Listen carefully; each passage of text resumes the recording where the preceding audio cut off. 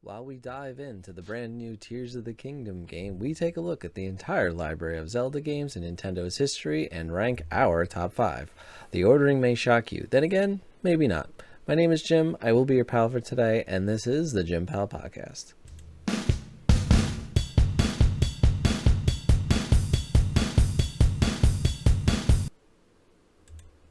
All right, so as always, we remind our listeners we are on TikTok, YouTube, and Twitter. Our podcast is available everywhere podcasts are available, and the video version of this podcast is available on YouTube. Please leave us a comment there and let us know what you thought of the episode. You can also follow me on Twitch 3 days a week, Sunday, Monday, and Friday, all at 8:30 p.m. Eastern. Okay, so first let's establish that all Zelda games were eligible for this one, even though there are two distinct Zelda archetypes, the 2D over-the-top view and the full-on 3D. I felt Zelda is a game that transitions better than other games.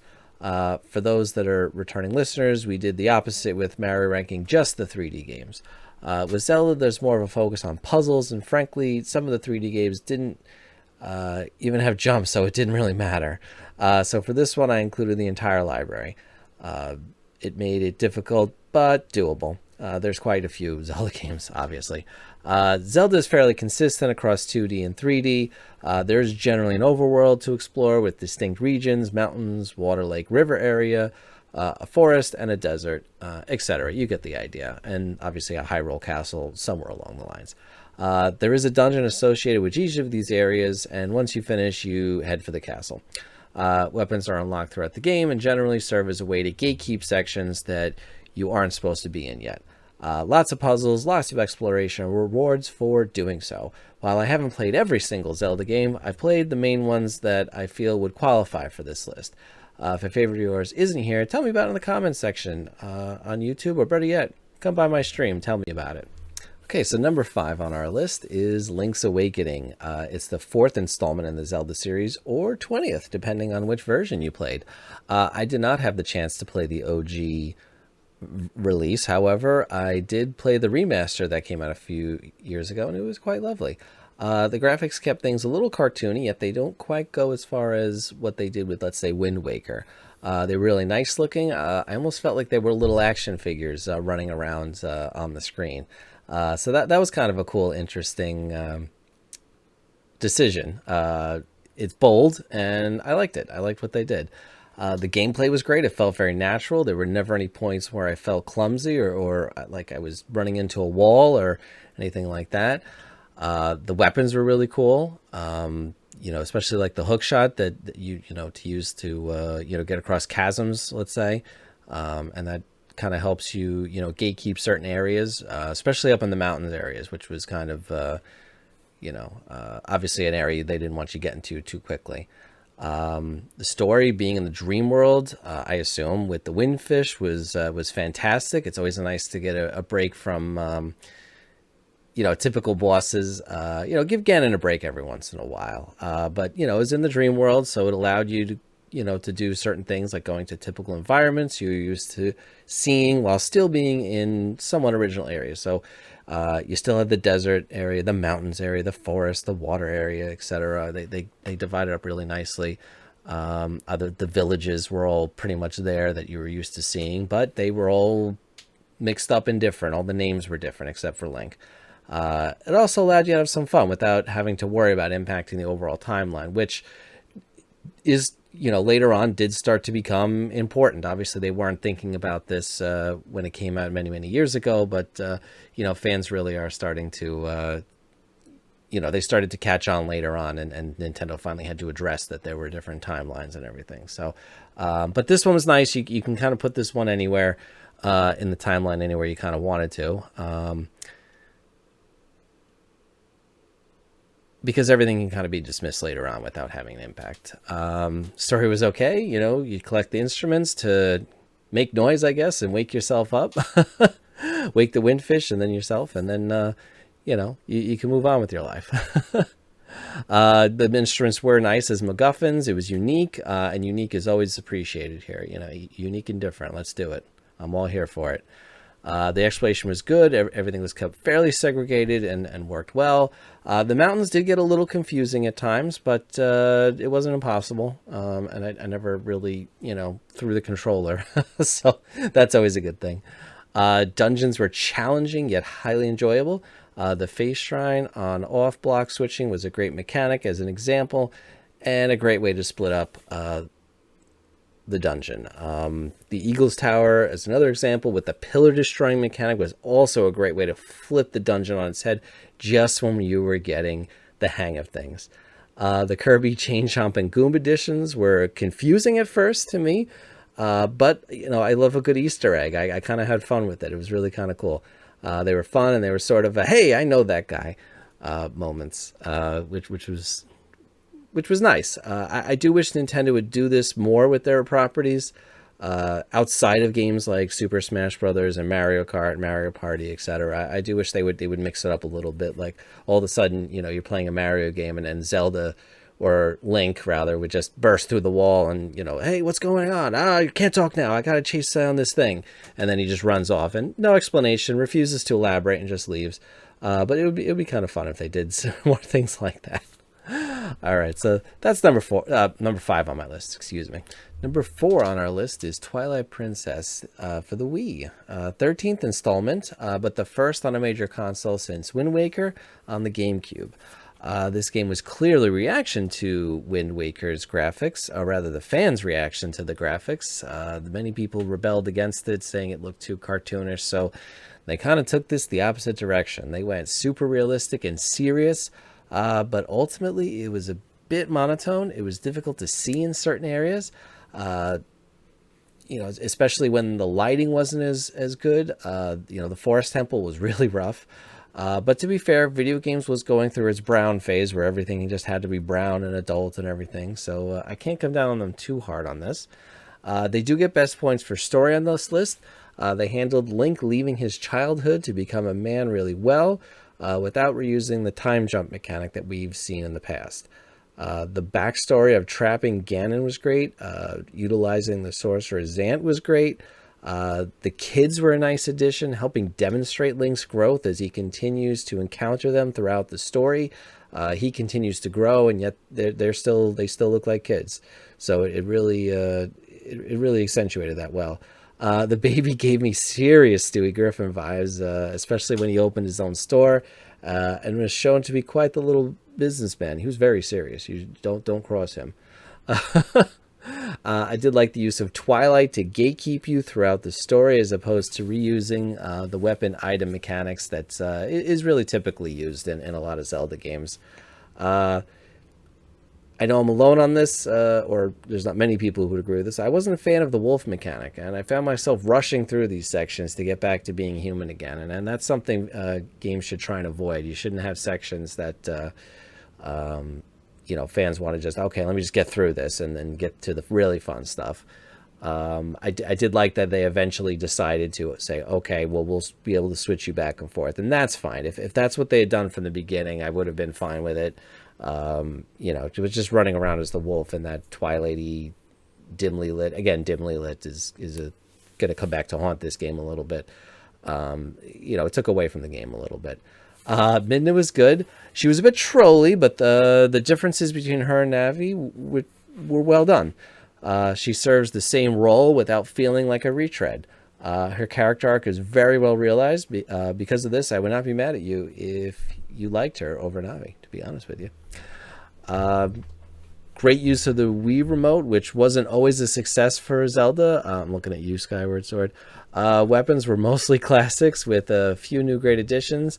The ball and chain was ridiculous, but fun and funny at times. The spinner was great and criminally underused outside of the one dungeon it was in. It was featured in the best boss fight of the game, though, Star Lord. I really enjoyed that one well. The two phases were really... the second phase especially, but the two phases were really good. But I really liked the second phase. It was really... You felt like you were moving, which is always a good thing when a game can immerse you like that. The MacGuffins start with assembling fused shadows, and then later the mirror fragments. They felt unique and extremely relevant to the story as Midna destroys the mirror after being saved and returning to the Twilight Realm. thus explaining why we won't see her and her kind again. Although, hey, you never know. It is a video game. Exploration was good, but felt a bit confusing. I got lost in the overworld more than a few times without any idea of where to go. Searching for the Sky Temple was a chore in and of itself for me. So it did lose points. It might have gotten a spot or two, maybe a spot higher if that wasn't as confusing. But ultimately, Twilight Princess, love it. Number 3 on the list is A Link to the Past. It's the third installment. It's impressive this game makes it this far up the list, considering the many, many games that came after this one in the Zelda series. Graphics were for sure a step up in this game from previous installments, and similar to Super Mario World, it really benefited from the new console in terms of appearance. You actually felt like you were in different parts of the kingdom as you traveled around. We didn't get that as much in the first 2 installments. Each area felt unique, and you knew where you were. The dual worlds was a cool concept. It created some really great and interesting exploration opportunities with the switching back and forth between the light world and the dark world. Great stuff all around. I was genuinely surprised when I got to the castle, thinking I was in the end game, only to discover I was only at the midway point. Definitely the best part of the game for sure. And you just go, I'm only halfway done. Okay, that's great. Awesome. Great weapons, including the intro of the hook shot. Maybe too many weapons for some people, but ultimately all were useful. The Master Sword is seen here for the first time and becomes a must for any Zelda game going forward. Spin Attack makes its first appearance, and it's here to stay. Great additions and contribution to the series as far as weapons go. The transforming to a rabbit was rather confusing for me. I didn't quite get it, honestly, and it felt a bit out of place. Although they do revisit this idea in Twilight Princess, as we mentioned, with the wolf, so I guess it's not all bad. It does set a precedent, and I guess they could do other animals in the future. Dungeons were good, albeit too many. Depending on how you count them, there could be as many as 13 on your list. It's just a tad too much. I get what they were trying to do with the dual worlds and having so many dungeons, but man, this was a lot. They do start to run together after a while, and that's kind of a negative, although they were mostly on the short side, so I guess it balances itself out. None felt overly encumbered, so that was good. Turtle Rock was a bit difficult to navigate, but other than that, the overworld was fine. It's the first Zelda to really feature some semblance of a story. It's stormy night. Your uncle tells you to stay home. You, of course, go out anyway. Zelda telepathically contacts you to save her. Link, he agrees. A bit more structure to your path this go-around. Path is very linear through the open worlds, and they do certain things to keep you and keep you in the areas that they want you in. The last boss was kind of over the top for me. Too many phases. It ultimately made me quit. I never actually finished the phases. I did watch the rest on YouTube to get the idea. I kind of quit when he started going invisible, and I just kind of threw my hands up. I can't even see the man. Like, what do you want me to do? But other than that, it's a classic. Best of the 2D series. Best of the 2D series, and it's not an argument I will have. Number 2 on our list is Ocarina of Time, the 5th installment. It was for the legendary Nintendo 64. This game, much like Super Mario 64, was a first step into the 3D space. It was revolutionary for Zelda, and its influence is still felt today. It was so good that it got a direct sequel in Majora's Mask, although we won't talk about that one as much. Once again, the N64 installment of this series gets major points for nostalgia from me. It was almost enough for me to make it number 1 and push it across the finish line, but obviously that's the word almost is key there. Okay. The time travel mechanic borrows from the light world dark world mechanic that we discussed earlier in A Link to the Past. It's fantastic. You even get to play with it a little bit by doing things as young Link so that you could progress as adult Link. Again, kind of the same way, except a bit more running around. The Spirit Temple makes excellent use of this, having Link play young Link. Obviously, Link plays both parts. Young Link play the first third of the dungeon, and then having adult Link come back to kind of access the rest of the dungeon. So it's really quite nice. Speaking of dungeons, the temples are the best you can get. Each one is unique, themed, and generally the puzzles in each dungeon don't repeat. Bosses were all unique. Phantom Ganon has to be my favorite. He's featured in the Forest Temple in a place where you would never expect to face Ganon so soon. So it gives you a scare when you think you're facing him early on for the first time. You just go, wait a minute, what's going on here? I shouldn't be facing him. I just became an adult. So perfect placement on that one. The final dungeon, Ganon's Castle, pays homage to every other dungeon you faced as adult Link before you face Ganondorf. So it's sort of like a real quick recap of all the different themes that you've faced to this point. You see all the sages again, and then you unlock everything. So perfect. Epona makes her debut here. The horse has eternal life or something because she keeps coming back again and again for every 3D Zelda game from here on out. The horse mechanic is a little jank, to be honest. Do yourself a favor, don't run into anything ever. You'll be there for a second and the horse is going to yell at you the whole time. Oddly enough, shooting on horseback with a bow and arrow works quite well, so I don't know. No jumping. Zelda games, generally the 3D versions, they took them a long time to get Link to be able to jump. I don't quite know what that was about, but no jumping. It made for some interesting puzzles, though. Sure. Just a tad weird. Definitely something that stands out when you look back on it. The story is great. Definitely some of the best. Ganondorf is an advisor to the king and betrays him off screen to take power for his own, causing Impa to ferry Zelda away to hide. Ultimately, he waits for Link to gather the initial jewels to unlock the Temple of Time's sacred realm so he can access the Triforce. Ultimately, the Triforce splits into Link, Zelda, and Ganondorf. Zelda and company put Link in a holding pattern to grow up so he could fight Ganondorf properly when he obviously grows up, because obviously the kid would just get crushed. You wake up and all heck is broken worlds. The world is on fire. Evil's everywhere. Death Mountain is erupting, Zora's domain is frozen solid, and the forest is overrun with baddies. A place that basically was the Shire up until 5 seconds before you go into the slumber there. It's up to you to set things right to access Ganondorf's castle and reverse the atrocities that have happened. When Link wins, he goes back in time to Child Link to warn Zelda before he ever takes control, and we assume the entire story is prevented from happening. Really heavy stuff. He saves Hyrule, and no one will ever know. It was kind of sad during the credits when you see the sages gathering in the distance, watching the living main characters celebrate the victory. This one makes me sad each playthrough when it ends. It really, again, the nostalgia's here, especially when, you're seeing the credits rolling. I don't know why, but it's just the sadness that just takes over me. The journey's over, or rather, it never took place. Not sure which is worse, honestly. It will always hold a special place for me in video game rankings for all time, but we will discuss why it's number 2. The thing with these lists is that they are usually so similar to each other that when you announce number 2, people immediately figure out what number 1 is. So here's my number 1, Majora's Mask.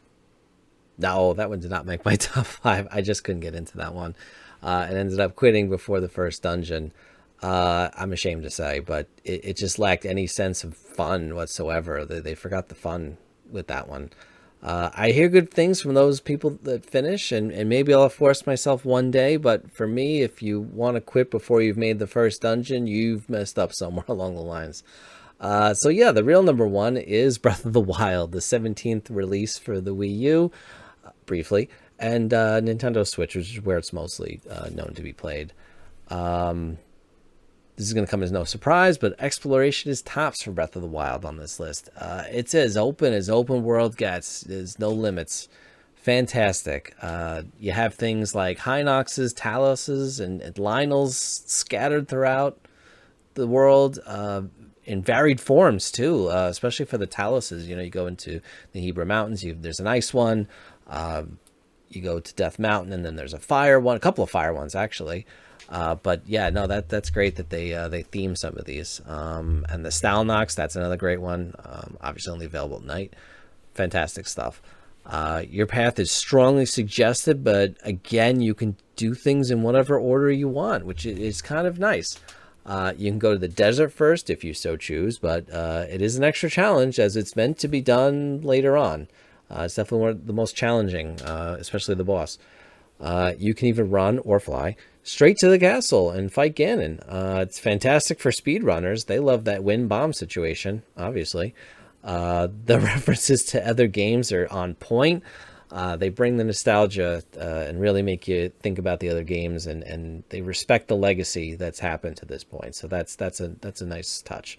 Like the entrance to the original Legend of Zelda dungeon, the eagle is strongly referenced. The tree stump is strongly referenced. The Temple of Time is there, almost exact footprint. It's in a ruined state, of course, because of everything that happened 100 years ago. The exact outline to Lon Lon Ranch is in Ocarina of Time. There was a video I watched where somebody actually went through and mapped it all out and was like, yep, this is it. This is the exact one. It's step for step, which is amazing that they would go to that kind of painstaking detail. But that's great that they do that. The list goes on and on. Everything with a name has a reference. My favorite was Lake Soraya, up in the forest area. It was a nice touch. It really was. So much thought went into this, and I'm here for it. The extremely far visibility is also kind of impressive. You can see clear across the map, which is fantastic.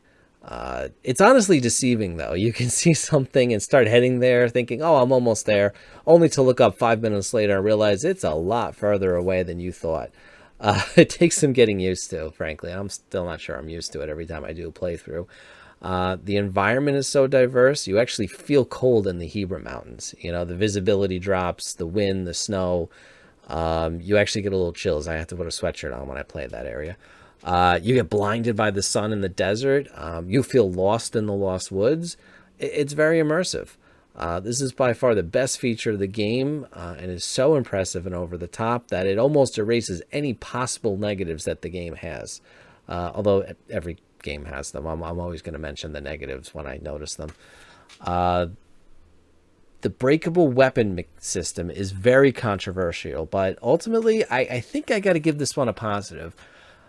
You can get a really awesome weapon, but just know you're going to have to replace it at some point. It keeps things fresh throughout your playthrough. Otherwise, everyone would just end up with the same weapon.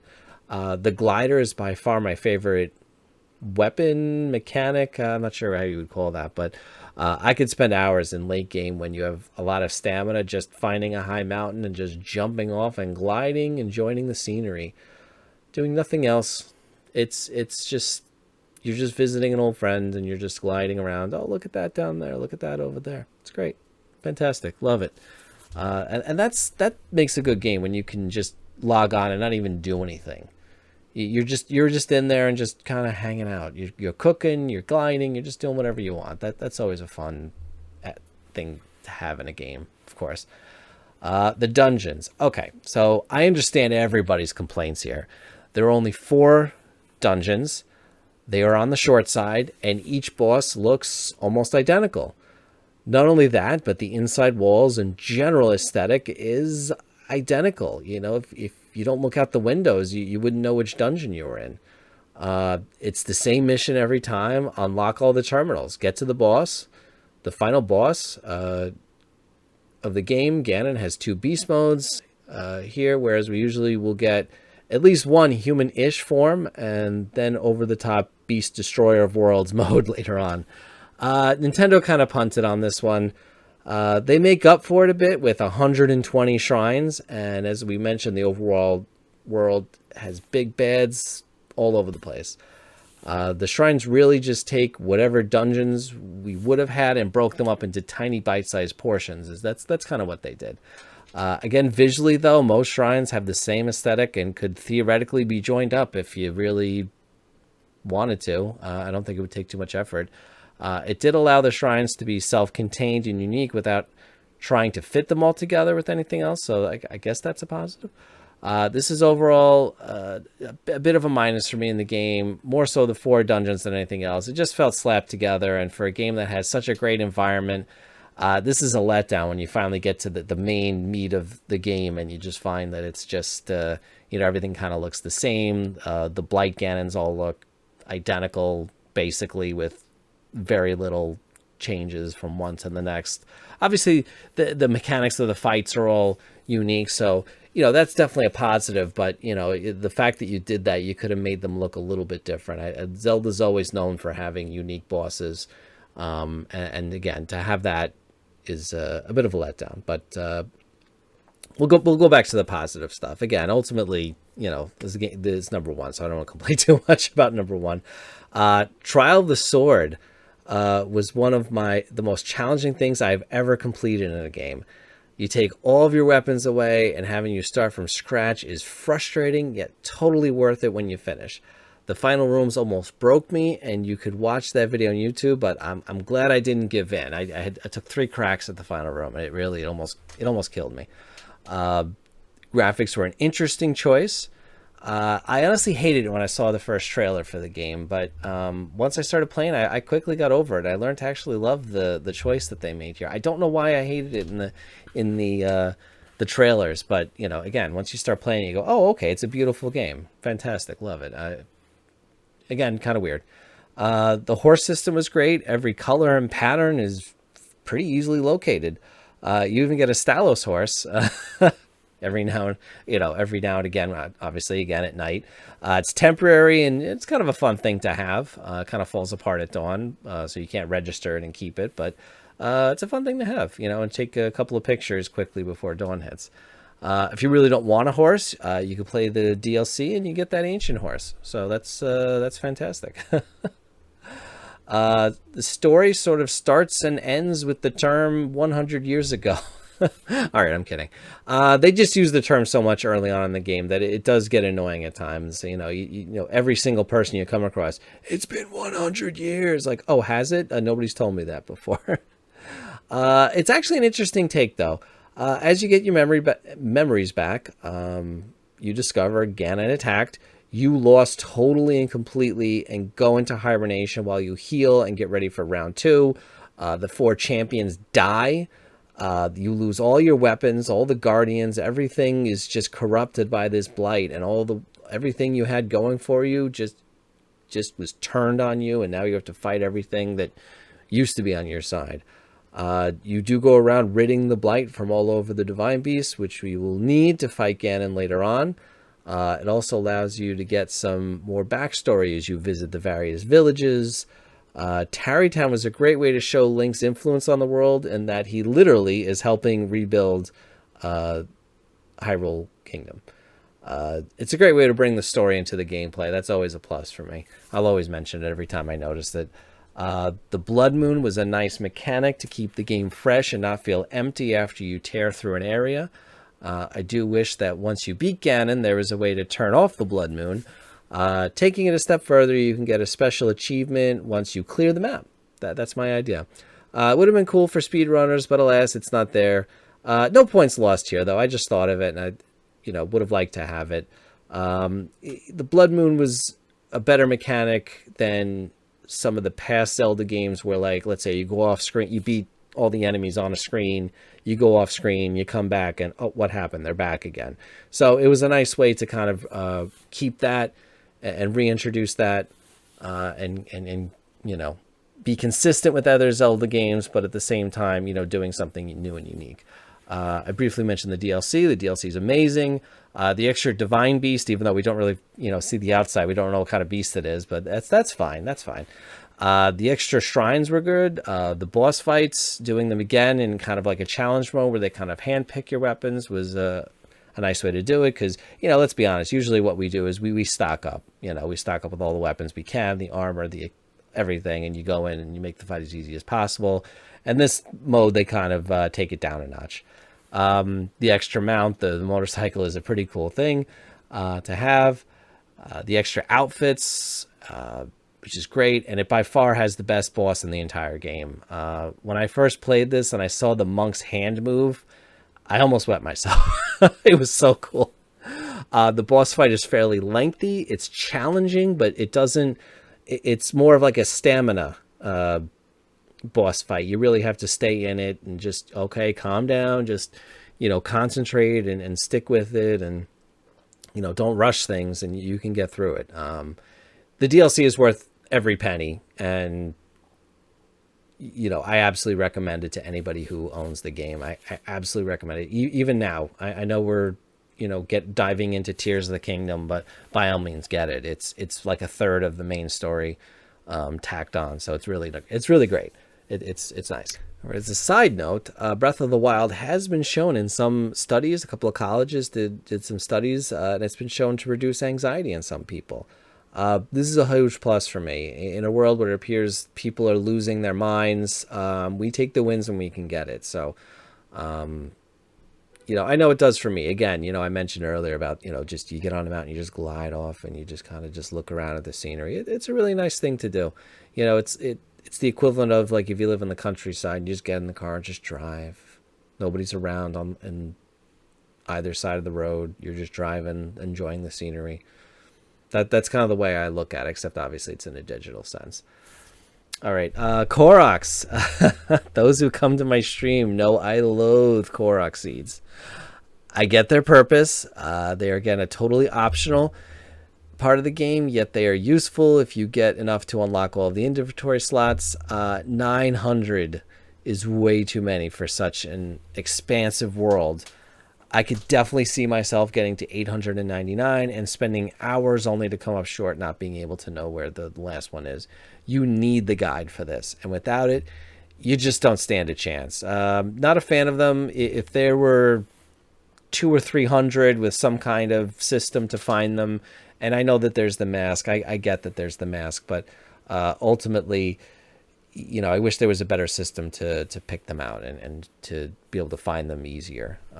Even if, because some of them are so challenging to do, like it wouldn't hurt just to tell me where they are, because I still got to go over that challenge of actually finding them. So bit of a negative. Again, my chat harasses me about it, but again, overall, that's my number one. Again, it's just such an expansive world. I couldn't ignore it. The environment really stands out for this one.